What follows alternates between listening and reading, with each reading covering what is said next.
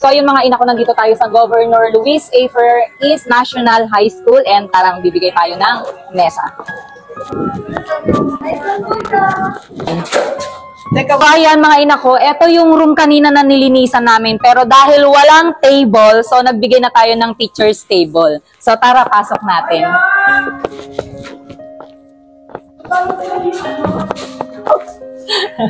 Yan, nakita kasi natin kanina, dito yung nilinis namin kanina, ayan, may mga libro na bawat table. So dito yung nilinis naming room kanina, and nakita namin wala siyang table, kaya binigyan natin siya ng sarili niyang table.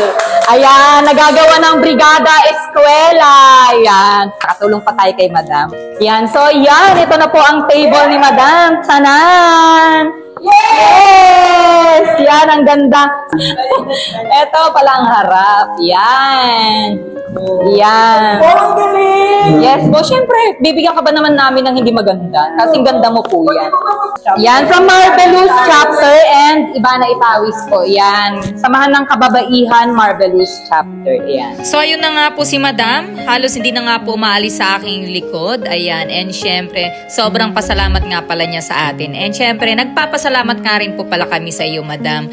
Sa mga hindi nakakakilala nga po pala, siya nga po pala si Madam Leia Francisco ng Grade 9 Bayabasan.